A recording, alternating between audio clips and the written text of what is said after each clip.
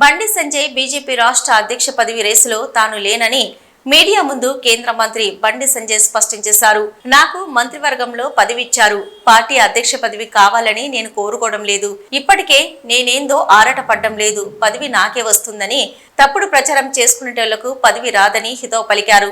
కొందరు ఇటీవల రాష్ట్ర బీజేపీ అధ్యక్ష పదవి తనకే వస్తుందని ప్రచారం చేసుకోవడం పరిపాటిగా మారిందన్నారు. సోషల్ మీడియాలో ప్రచారం చేసుకుంటున్న వారి పేర్లు అధ్యక్ష పవర్ రేసులో ఉండదని స్పష్టం చేశారు. అధ్యక్ష పదవి రేసులో ఉండదని స్పష్టం చేశారు. బీజేపీ క్రమశిక్షణతో కూడిన పార్టీ అని, పార్టీ నిర్ణయాల మేరకు అన్ని జరుగుతాయని పేర్కొన్నారు. నేను లైన్లో లేను. నాకు కేంద్ర హోంమంత్రి శాఖ ఇచ్చారు నాకు.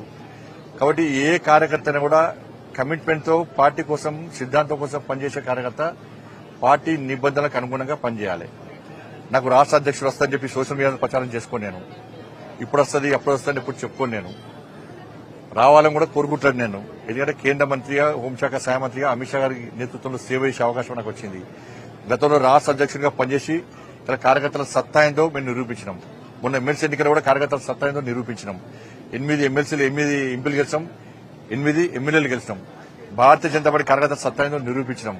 కాబట్టి నేను అధ్యక్షుడిగానే ఏదో నిరూపించుకున్నా.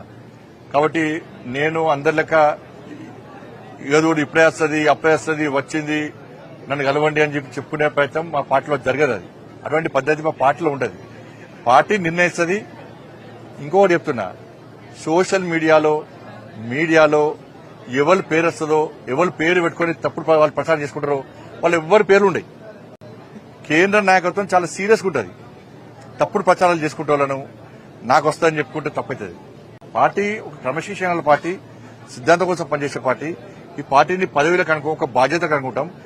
జాతీయ నాయకత్వం ఏ నిర్ణయం తీసుకున్నా దానికి కట్టుబడి ఉండాల్సిన బాధ్యత, కమిట్మెంట్ తో పనిచేసేటువంటి జాతీయ భావాజాలం గల సిద్ధాంతం కోసం పనిచేసే కమిట్మెంట్ కార్యకర్తకు ఉంటుంది. ఇది గుర్తుంచుకోవాలి. అందరం కూడా కార్యకర్తలను కన్ఫ్యూజ్ చేయొద్దు, ప్రజలను కన్ఫ్యూజ్ చేయొద్దు. తప్పవుతుంది. ధన్యవాదాలు.